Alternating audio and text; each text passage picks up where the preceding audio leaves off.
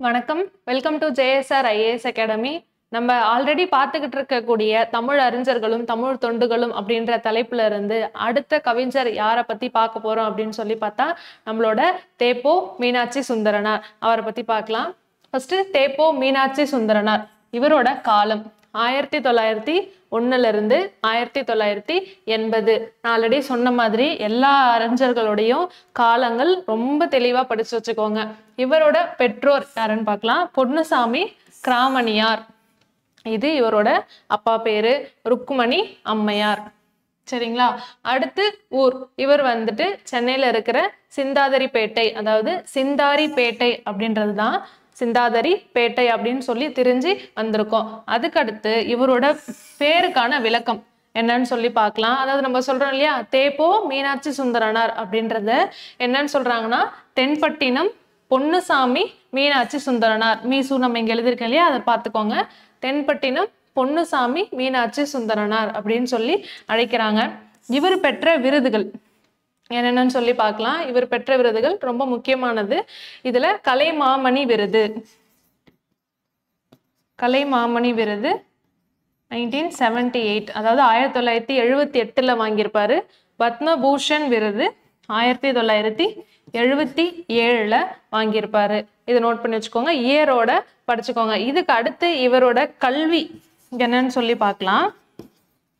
இவர் BA BL MA இது மூணையும் முடிச்சிருக்காரு. MAல என்னென்ன முடிச்சிருக்காரு அப்படின்னா பொலிட்டிக்கல், அதாவது பாலிடிக்ஸ், எக்கனாமிக்ஸ்,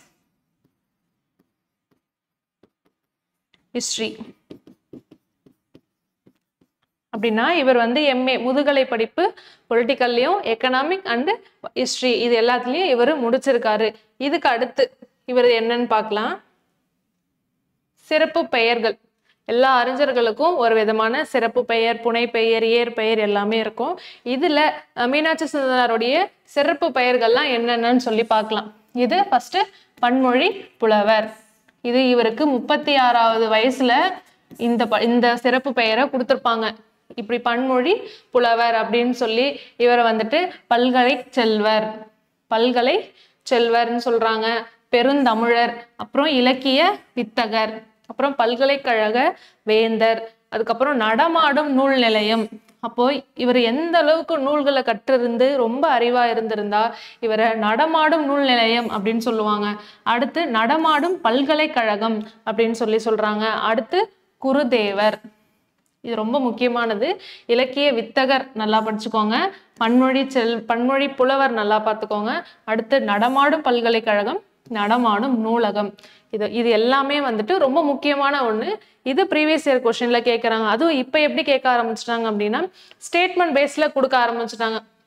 அதாவது தேப்போ மீனாட்சி சுந்தரனார் பன்மொழி புலவராக அவரை வந்துட்டு கருதுறாங்க, அதாவது சிறப்பிக்கப்படுறாங்க அப்படின்னு சொல்லி கொடுக்கலாம். இல்ல வந்துட்டு வேற யாராவது சொல்லி இலக்குவனாரை வந்துட்டு பல்கலைக்கழக செல்வர் அப்படின்னு சொல்றாங்க. இந்த கூற்று 1 கூற்று 2 கரெக்டா இல்லையா, இந்த மாதிரி கொஸ்டின்லயும் கேட்கலாம். அதனால பேர்கள்லாம் நல்லா படிச்சு வச்சுக்கோங்க.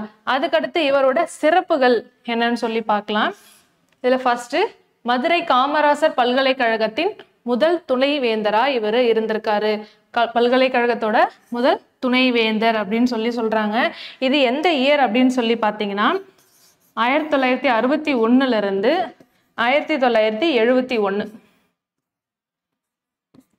அப்போ 10 வருஷம் இவர் வந்துட்டு மதுரை பல்கலைக்கழகத்தோட முதல் துணைவேந்தரா இவர் இருந்திருக்காரு. அதுக்கப்புறம் வந்துட்டு அதுக்கடுத்து என்ன சிறப்புகள் அப்படின்னு பார்க்கும்போது சிக்காகோ பல்கலைக்கழகத்துல தமிழ் பேராசிரியரா இவர் இருந்திருக்காரு.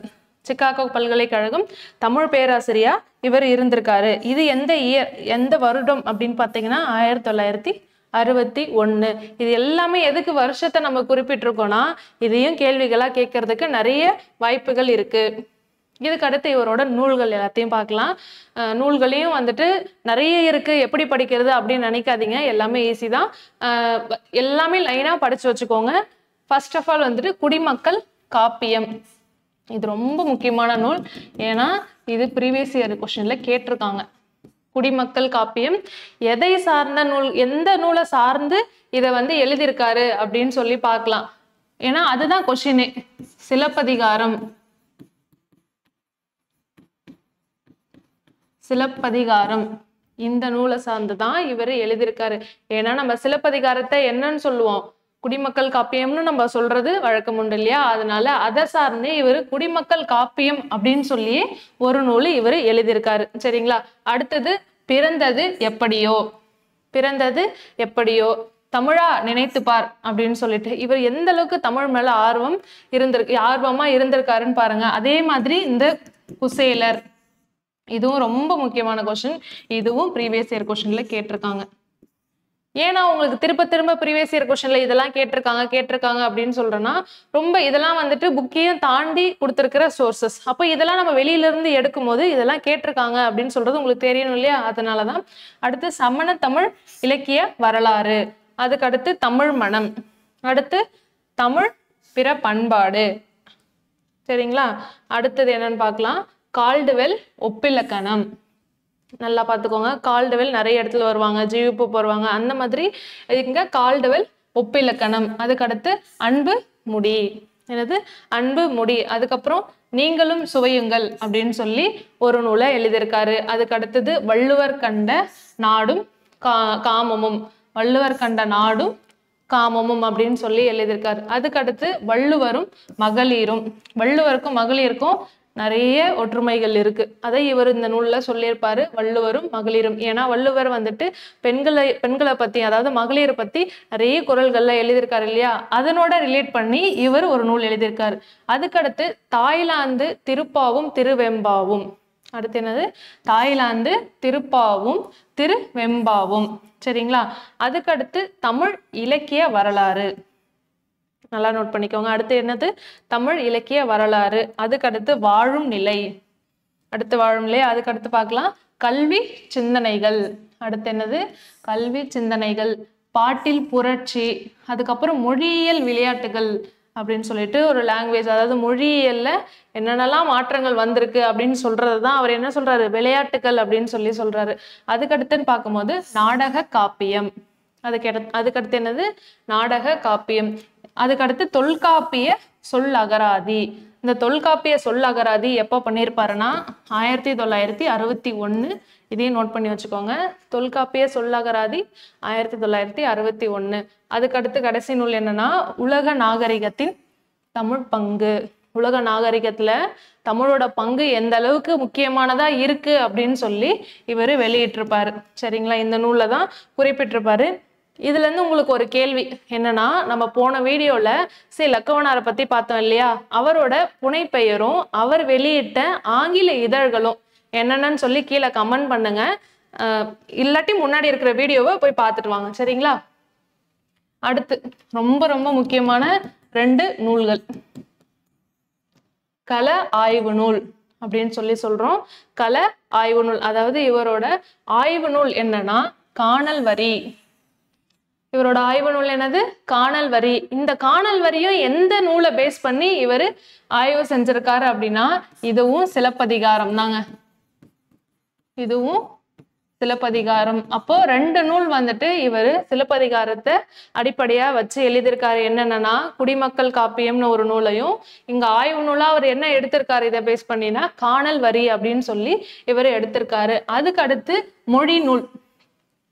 நம்ம வந்துட்டு ஆல்ரெடி பார்த்த மாதிரி இவர் தமிழ் மொழி மேல நிறைய பற்று கொண்டவர் இல்லையா. அப்போ மொழி நூலாவே இவர் என்னதான் எடுத்திருக்காருன்னா தமிழ் மொழி வரலாறு.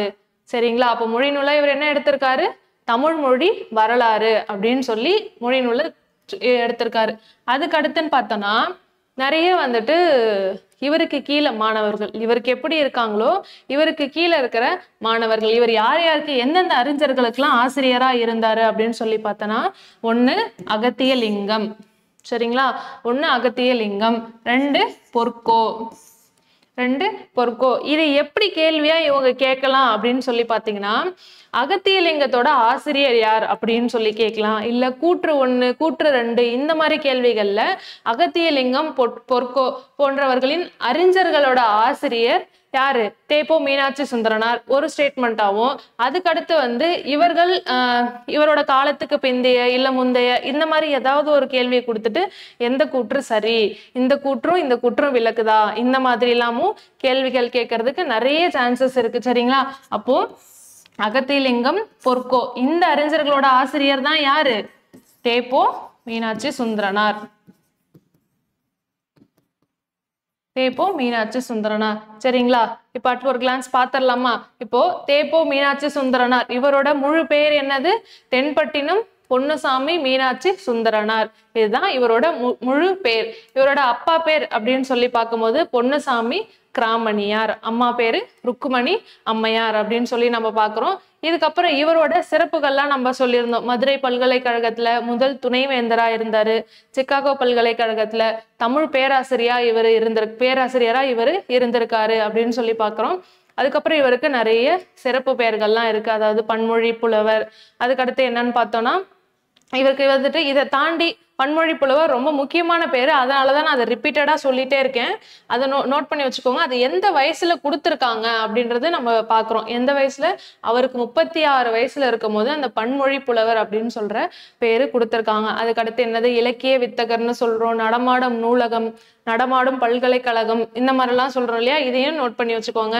இதுக்கு அடுத்து வேற என்னன்னா நம்ம பார்த்த மாதிரி நூல்கள்லாம் பார்த்தோம். முக்கியமான நூல் வந்துட்டு குடிமக்கள் காப்பியம். அதுக்கடுத்து குசேலர், பிறந்தது எப்படியோ, தமிழா நினைத்துப்பார், அதுக்கப்புறம் தமிழ் மனம், தமிழ் பிற பண்பாடு, இந்த மாதிரி இருக்கிற எல்லா நூலும், வள்ளுவன் கண்ட நாடும் காமமும், நீங்களும் சுவையுங்கள், கால்டுவெல் ஒப்பிலக்கணம், அப்புறம் வாழும் நிலை, தமிழ் இலக்கிய வரலாறு, அடுத்து நாடக காப்பியம்.